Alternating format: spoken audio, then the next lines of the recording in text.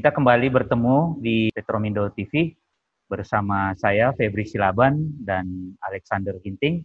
Dan kita kali ini bertemu dengan sosok yang tidak asing lagi bagi kita, Bapak Tumbur Parlindungan yang sudah malang melintang di dunia migas khususnya hulu.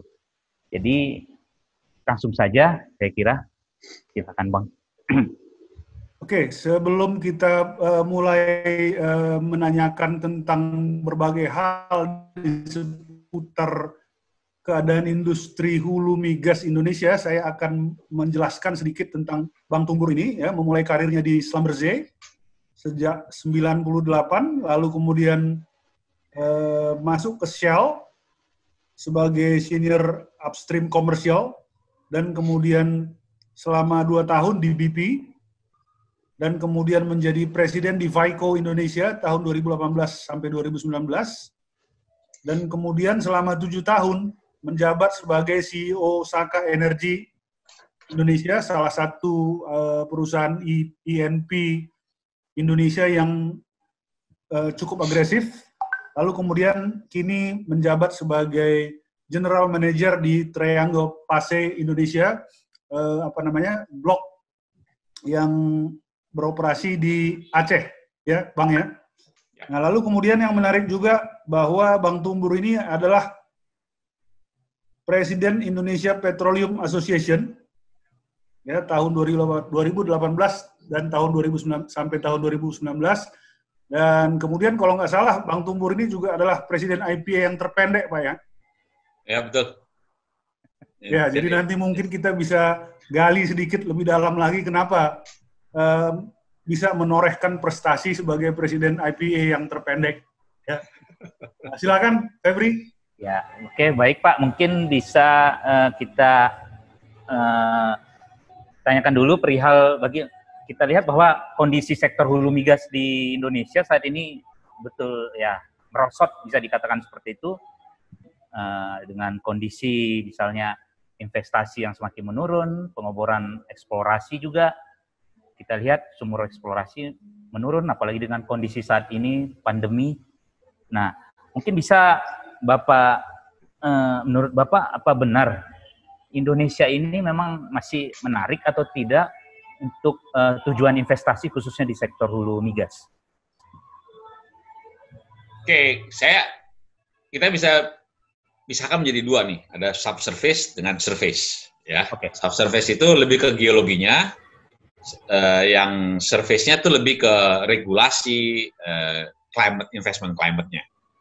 Secara geologi atau secara bawah tanahnya, Indonesia itu masih menarik.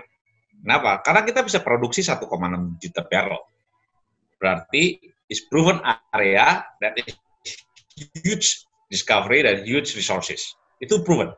Ya, semua orang tahu. Dan semua orang di dunia ini tahu bahwa Indonesia salah satu prolific area untuk eksplorasi oil and gas. Itu satu. Yang jadi masalah kita itu di surface ya, di investment climate-nya, satu. Dua, banyaknya perubahan regulasi. Ketiga, di contract sanctity. Ini sebetulnya 3 ini aja nih yang kita harus benerin. Investor akan datang sendiri. Itu masalahnya. Nah, investment climate itu maksudnya gini, kita dibandingkan dengan negara yang lain. Kan investor itu punya option. Kita bisa invest di Indonesia, bisa invest di Guyana, bisa invest di Amerika Latin, bisa di mana. Itu yang jadi kompetitor kita. Nah, kita tuh nggak pernah lihat kompetitor kita siapa aja. Kalau kita lihat kompetitor kita siapa aja, ya si investor itu punya option dia mau kemana. Yang paling baik menurut dia, itu yang dia taruh investasinya. Jadi kalau kasarnya bilang begini, Indonesia nggak punya option, mereka punya option. Indonesia optionnya cuma satu, mereka datang. Itu. Yang kedua, selama Indonesia masih membutuhkan dana dari asing atau dana dari luar untuk melakukan eksplorasi, ya kita harus perbaiki investment climate. That's the only bottom line that we need to do. Setelah investment climate-nya berubah, lebih atraktif dari yang lain, baru kontrak sanctity-nya dihargai. Jangan banyak perubahan. Sedikit-sedikit ada perubahan harga gas, ada perubahan harga gas, ya kan? Ada perubahan regulasi. Itu yang namanya kontrak sanctity. Baru tanda tangan hari ini, besok ada perubahan baru. ya bagaimana dia menghitungnya kan. Keekonomian itu kan dihitung dari awal sampai akhir. Tapi kalau di tengah jalan ada perubahan, ya itu nggak ada kontrak sanctity-nya tadi.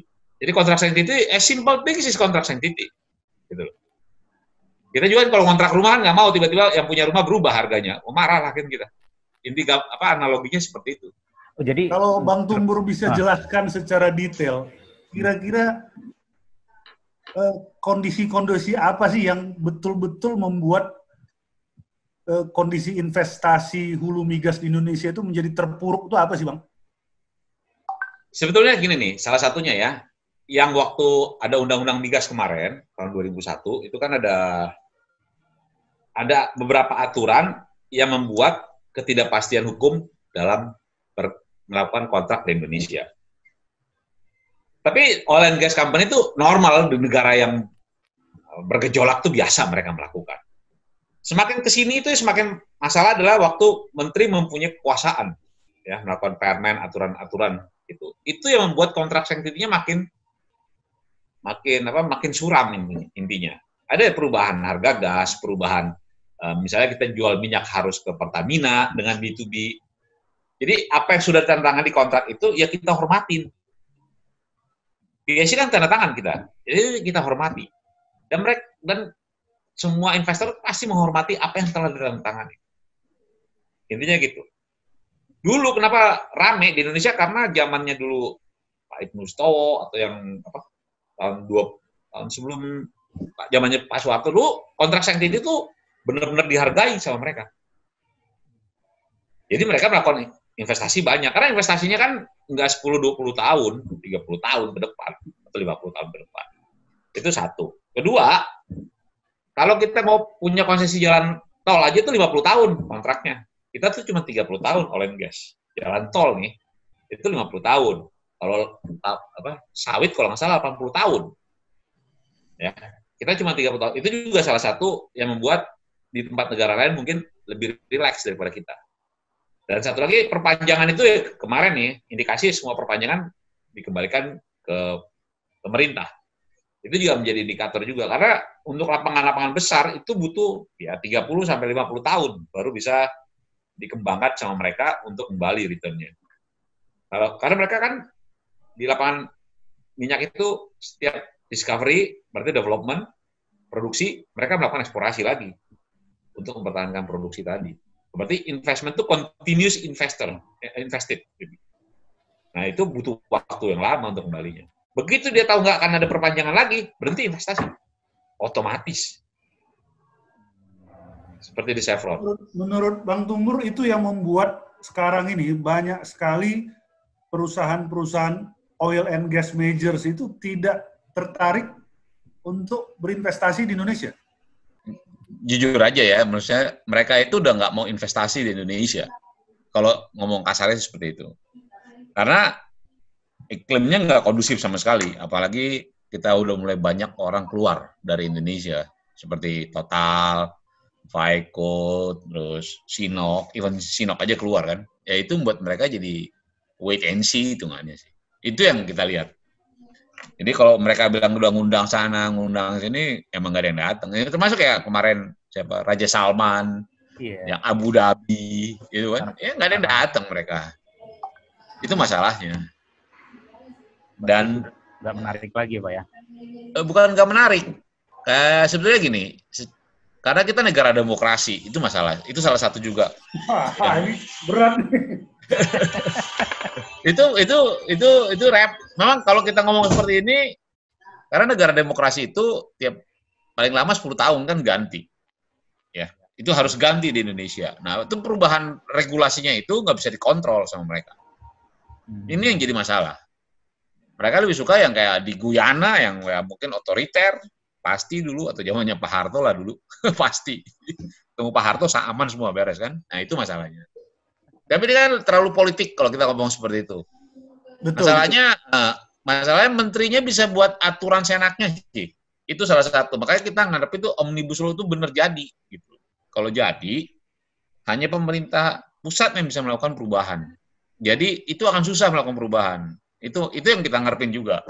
Kalau nggak menterinya bisa berapa? Ada 5.000, 6.000 apa? Peraturan dalam 4-5 tahun dibuat. jujur aja di IPA itu big boys, big company itu ngomong, you want us to invest, fix your country, nothing else kayak gitu. Don't expect us to invest unless you fix your country. Ini kita ngomong major sama super major yang besar ya. Major super major itu kenapa nggak mau berinvestasi di Indonesia? Yang kita tawarkan bloknya size-nya bukan size-nya mereka. Ini mereka ini orang, istilah gini, mereka ini orang yang punya besar, yang punya uang banyak. Ya saya mau size-nya besar juga, itu yang harus ditawarkan. Jadi kalau selama ini bilang mereka ngundang-ngundang, enggak. Nah, size yang kita tawarkan juga size untuk company kecil-kecil, nggak ada yang mau. Big company itu maunya ya big giant discovery, saya size-nya big kok. Ya kan? Nah, kita nawarin yang kecil-kecil. Sebetulnya yang besar itu si Chevron itu besar kalau dia mau kejar shale oil sama shale gas-nya. Shale oil lah yang pasti di rokan itu. Kenapa Chevron masih ngotot? Karena ada shale oil-nya. Tapi kan orang kita nggak ada yang ngerti. Orang Indonesia kan nggak ada yang ngerti mengenai shale oil, shale gas. Iya, betul. Iya kan? Akhirnya ngomongnya EOR. EOR sampai kapanpun juga nggak akan pernah jadi. Saya. Nah, saya ngomong gitu, saya udah pernah berapa kali ngomong. It never happen. Saya bilang. Kenapa, Bang? Gini, chance of success itu di bawah 5% worldwide untuk EOR. Ya. Terus cost-nya, jadi kita tuh nggak punya giant discovery, giant block. Jadi kalau dulu recoverable-nya 20%, kita mau naikin jadi 40%. Ya. Intinya kan itu. Yang 20% aja cost-nya udah tinggi. Ya, terus kita mau naikin lagi jadi 40%. Berarti kan dengan EOR kan berarti cost-nya tambah lagi. Betul. Nah, volumenya harusnya bukan 20%, nambahnya harus 60% supaya bisa ke-cover cost-nya. Kan gitu. Ini kan masalah ekonomi. Nah, terus kita dinyanyiin dengan EOR. Sekarang dinyanyiin dengan transisi energi. Ya, ini lagi nih, yang renewable. It's never happen juga. Kenapa? Begitu harga minyak murah, matilah itu semua. Mati semua. Iya. B30, B100, harga minyak murah, mati semua. Karena sekarang minta subsidi, B30. B30 minta subsidi. Kan? Ini kebijakan energinya itu, menurut saya, terlalu banyak orang membisikkan, ngasih mimpi sama Pak Jokowi. Menurut saya ya. Dan mimpi ini energi. Semua nih kan kita kan renewable katanya. Come on lah, renewable dari mana? Renewable itu complementary. Ya. Dari energi mix yang sekarang. Kalau saya bilang sih gini nih ya, selama kita masih mensupport coal, harga PLN, harga geothermal itu nggak akan bisa murah dari coal. Oh ya, jelas. Ya kan? Ya. Dan PLN pasti cari coal. Kenapa? Coal banyak mainannya. Ada kapalnya, ada energinya, ada ininya, ya kan? Gas aja dia nggak mau pindah. Iya. Betul kan? Betul. Nah, kalau renewable itu akan terjadi sendirinya begitu harga yang lain mahal. Orang cari alternatif. Bukan dipaksa ke renewable, nggak akan jalan. Kalau saya ini konsepnya, namanya konversi energi, is never happen. Itu konversi soalnya. Nah itu pemerintah, begitu harga minyak murah, nggak jadi lagi semua. Ya, betul. Iya kan? Dulu Shell udah pernah gas to liquid in Qatar, karena gasnya terlalu banyak. Nggak jadi tuh, rugi besar mereka. Dan kita nggak pernah belajar dari mereka, itu masalahnya sih, menurut gua ya. Makanya gua bilang, ampun. Tapi kalau saya ngomong begini, mereka nggak percaya, ya sudah. Sekarang kita katakanlah begini, kita sekarang coba berasumsi, sebetulnya untuk blok-blok yang kontraknya sudah habis itu, sebetulnya demi kepentingan Indonesia, sebetulnya masih perlu nggak sih ada investor asing atau operator yang sebelumnya itu untuk tinggal di situ? Ini dari sisi optimasi resources, karena Abang kan orang oil and gas ya. Nah, begini nih, ada dua objektif kalau ada oil and gas. Satu, penyediaan energi. Satu, driver for economy. Ya. Ekonomi kita itu nggak bisa di-drive dari uang kita sendiri. Harus ada penambahan ekonomi, penambahan investasi, foreign direct investment. Foreign direct investment besar ya hanya di oil and gas. Kalau yang udah lapangan decline dan kita mau mengelolanya untuk menjadi optimasi ke negara kita, it's okay. But what we want is they stay in the country, put some investment for other things. Itu masalahnya. Jadi dia pakai ini sebagai mesinnya dia untuk overhead-nya dia di country. Ya, major itu pasti begitu. Dia harus ada eksplorasi, dia masuk, country entry dulu, masuk, dia ketemu, dia pakai yang ketemu tadi untuk overhead-nya dia untuk running investasi selanjutnya. Kita lihat ya, misalnya yang di Pekanbaru Chevron, kan seperti itu, dia pakai ketemu lapangan kecil, dia pakai itu running terus, sampai ketemu giant besar terus gitu. Nah, kita harapkan dia seperti itu. Nah, kenapa mereka berhenti berinvestasi? Itu masalahnya kan gitu. Nah, tadi regulasinya makin membuat mereka tidak punya kepastian untuk berinvestasi lebih lama. Itu masalahnya. Jadi kita mau oil company itu continue invested in Indonesia. That's the objective. It's not just only oil and gas yang kita ambil. Nah, kalau misalnya penerapan gross split yang baru beberapa tahun yang lalu diperkenalkan oleh pemerintah, itu gimana efeknya, Pak? Ini, yang kita harus tahu, regulasi kita itu dibuat dengan sistem di oil fiscal regime-nya cost recovery system. Kenapa cost recovery system bisa memenuhi aturan regulasi dengan birokrasi kita? Birokrasi kita tuh nggak akan bisa dirubah. Birokrasi is as birokrasi. It takes time dari satu perizinan, dari satu proses itu ada takes time karena birokrasi di Indonesia. Dengan cost recovery, cost itu bisa di-recover nantinya. Jadi itu bisa diakomodir sama para investor. Begitu gross split itu kan semua cost-nya ditanggung oleh investor, ya kan? Sedangkan birokrasinya cost recovery. Ya ini yang nggak matching. Jadi kalau kita mau mengubah gross split itu suatu saat nanti akan ke sana. Kenapa? Karena investor ini juga kalau bisa cepat ya dia cepat aja. Mendingan saya ke gross split. Tapi dia lihat regulasinya ini masih aturan untuk cost recovery kok Anda rubah jadi gross split. Wong cost recovery aja ngos-ngosan kita katanya. Nah ke gross split lagi. Itu penyebabnya. Jadi bukan masalah hitungan Excel spreadsheet-nya. Kan gross split kan cuma Excel spreadsheet aja dengan cost recovery. Excel spreadsheet-nya mah gampang. Wah, ini bagus, ekonomis lebih bagus. Iya, tapi yang belakangnya kan nggak pernah diurusin sama kita. Apa ada perubahan sistem di pemerintahannya? Nggak. Ada perubahan perizinannya? Nggak. Di lingkungan hidup, di mana tuh? Kelautan, perhubungan laut, nggak ada perubahan. Yang nggak berubah cuma di ujung sana. So what's the difference? Kan nggak ada. Itu masalahnya. Jadi orang jangan lihat, kita nggak akan pernah nyalain gross split dengan cost recovery-nya. Aturannya dirubah dulu. Nanti akan di-push nih sama investor. Kita better ke gross split. Itu yang harus dilihatnya seperti itu. Tapi kalau sekarang, nggak akan bisa. Sekarang banyak peraturan dirubah, kata di streamline. Jadi kita nggak perlu minta keputusan menteri. Hanya persetujuan menteri. So what's different? Keputusan menteri itu nggak perlu lagi katanya. Kita hanya minta persetujuan aja. Saya bilang, what's different? Ini keputusan dengan persetujuan ya? Judulnya yang beda. Judul yang beda kan gitu. Itu jadi masalah kan gitu. Anda nggak perlu minta izin aja katanya. Tenang, izinnya udah kita hapus. Jadi gimana Pak? Tinggal persetujuan aja kok katanya. Semua different saya bilang. Itu yang masalahnya. Akhirnya apa? Keputusan menterinya berubah, banyak peraturan yang kita hilangkan semua. Dari sekian jadi sekian. Tapi persetujuan tetap ada. So, ini masalahnya. Jadi menurut Pak Tumbur, kebijakan apa sih dari pemerintah yang paling memukul perusahaan-perusahaan EP ini di Indonesia ini? Kebijakan dari pemerintah yang paling memukul? Sebetulnya sih nggak ada yang kebijakan memukul. Karena ini akumulasi. Ya. Lebih gini, begitu mereka melihat ada opportunity di negara lain, dibandingin dengan negara Indonesia. Kalau dulu yang punya production sharing contract, the best in the world is Indonesia. Everybody's come to Indonesia dong, dibanding negara lain. Negara lain juga pinter dong. Wes, Indonesia pinter tuh, dia bisa narik semua investor. Kita rubah dong. Meksiko dirubah, Brazil dirubah, semua di aksi option. Begitu dia rubah, yang investor bilang ini, oh, Meksiko berubah, kita lihat dong. Wah, ternyata lebih bagus dari Indonesia. Larilah mereka ke sana. Kan gitu. Tapi kan mereka udah investasi di sini. Nah, dilihat di sini.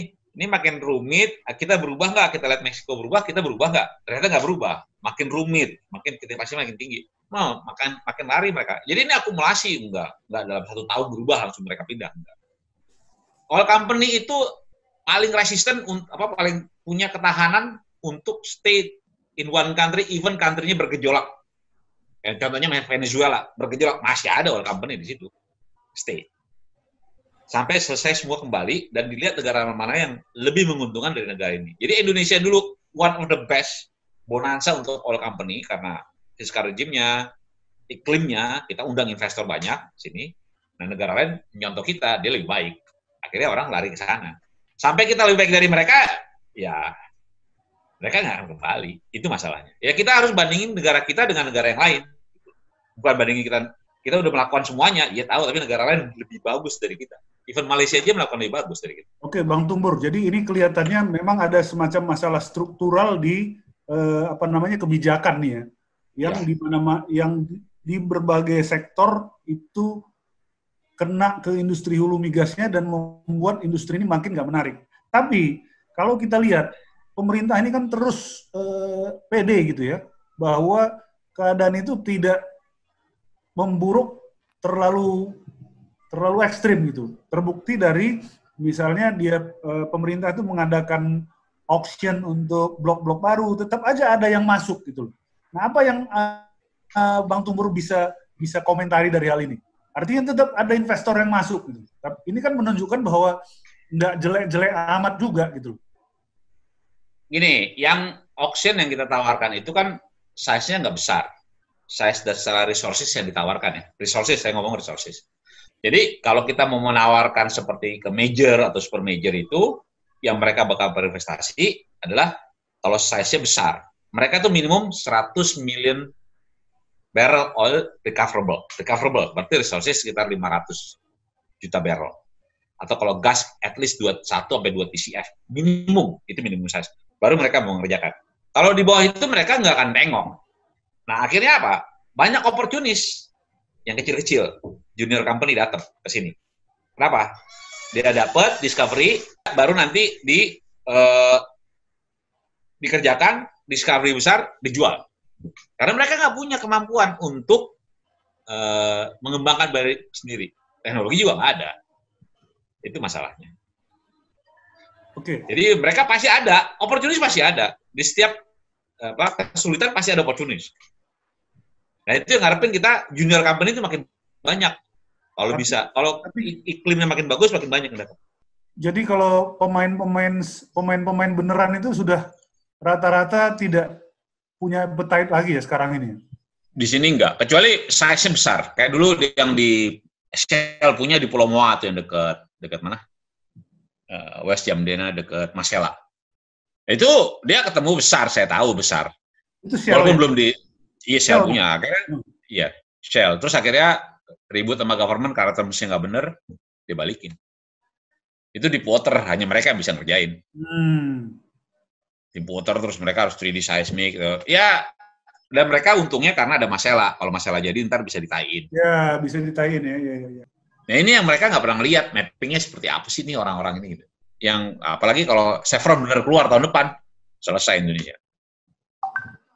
Apalagi mau kerja di sini. Tinggal BP aja yang besar di sini ya berarti Bang? Kalau BP kan tren 3, begitu ntar decline dijual. Nggak usah BP lah, cepu aja Exxon. Tunggu aja tuh decline, setahun 2 tahun lagi. Dia jual sama dia. Udah banyak yang ngintip itu mau beli. Dia karena masih ada produksinya aja. Masih belum nyampe peak-nya ya. Begitu peak nanti decline, dia jual buru-buru. Dia emang begitu modelnya. Dan kita udah tahu, kecuali kita kasih blok baru lagi untuk dikerjain. Nggak ada. Iya, blok yang sekarang Abang kelola ini juga kan begitu kan ya? Ya, Jarun. Kan? Iya. Exxon kan? Betul. Sebetulnya sih, di situ masih banyak kalau mau dikerjain. Kan masalah gini, Exxon dulu kan mendevelopnya sesuai dengan komitmen dia untuk jual LNG. Itu LNG pertama di dunia. Dengan Bontang tuh sama. Nah, jadi dia mengerjakannya hanya meet the commitment. Begitu habis, ya kan, begitu habis ya kecil-kecil lah, bukan size-nya dia lagi, dikembalikan ke Pertamina. Pertamina nggak dikerjain. Kenapa nggak dikerjain? Dia fokuslah ke Mahakam. Tapi memang harus masih banyak pekerjaan-pekerjaan eksplorasi segala macam ya, gitu? Iya, shale gas-nya masih ada, eksplorasinya masih ada, lapangannya kan segede the largest in the world dulu, itu Arun dengan segala fasilitasnya. Berhentinya kan gara-gara GAM dulu. Dulu rame, ya akhirnya kan berhenti lah semua. Nah sekarang Pertamina udah hampir 5-6 tahun udah ngerjain itu. Not even single well dibor sama dia. Itu masalahnya.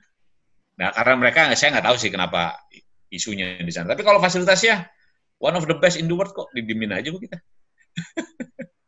Itulah Indonesia. Nah sekarang Bontang tinggal 2 train katanya hidup. Iyalah, tinggal 2 train, orang nggak ada yang eksplorasi.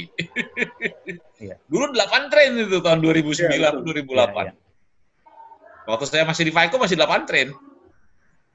Sekarang tinggal 2 train. Berarti 6 train lagi mau diapain? Nggak tahu kita. Mati lantar lagi kota Bontang, kan nggak ada lagi yang lewat situ.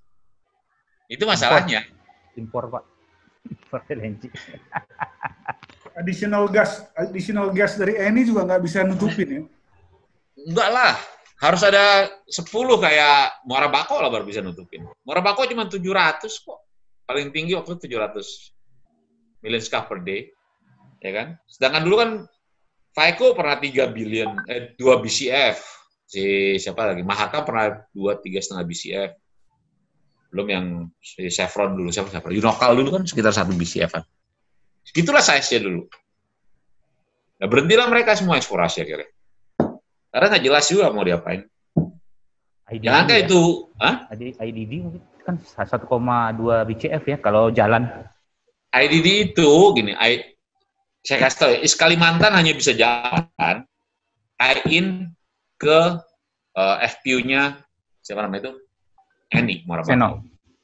Muara Bakau. Makanya kenapa kita waktu saya di Saka dulu kita beli Muara Bakau. Saya bilang kita beli FICO, kita beli Muara Bakau.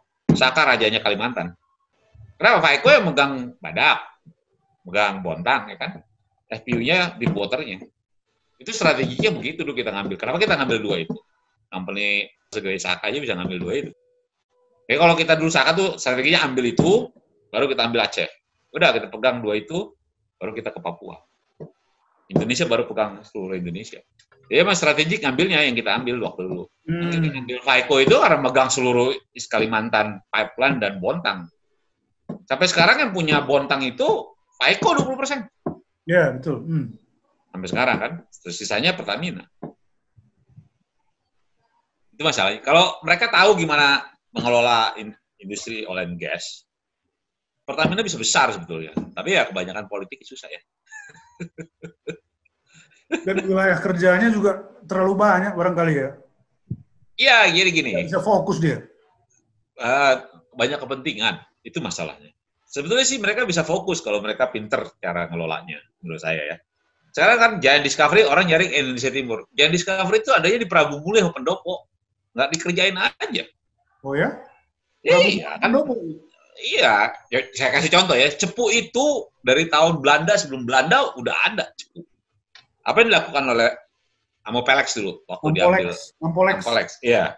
Di 3D seismik lagi, dilihat lagi datanya. Dapat lah. Emang Exxon mau beli Amopelex? Enggak, Exxon mau beli cepu. Dia beli Ampolex itu. Iya. Ya kan? Dapatnya cepu yang besar itu. Sama di Pendopo Prabu Mulih juga. Dulu kan Stanfac jagoannya di sana. Iya. Dan itu masih dangkal semua. Di PRI belum diapa-apain. Itu kan belum dikerjain aja. Di run teknologi baru lah. Di 3D, di ini. Gitu. Tapi kan mereka nggak punya orang yang fokus eksplorasi untuk kerjain itu. Nggak ada. Itu udah besar kok. Di Kalimantan aja masih ketemu, ya kan? Di sana. Atau di Jatibarang nih, di Jatibarang ini masih besar juga. Tadi saya lihat ada beberapa, ya kan? Tapi ya mereka nggak fokus. Kenapa? Karena dapat discovery is no point for Pertamina. Nah kalau lu mau lihat eksplorasi kan itu spending katanya. Iya. Ya itulah ceritanya, makanya kamu ke jalan-jalan kita ini. Tapi kalau saya ngomong gitu kan terus marahin semua orang gua. Tapi itu kenyataannya. Nggak ada yang bisa protes lah. Bagaimana SKK mengencourage itu K3S untuk melakukan kegiatan tadi supaya nyampe 1 juta barrel. Yang berinvestasi kan K3S. SKK kan cuma partnernya dari Indonesia Side aja. Tapi kalau udah fully decline baru dia mau melakukan EOR, chance-nya kecil sekali. Seorang menteri itu adalah tangannya pemerintah. Itu regulator. Jangan ikutan untuk urusan operation.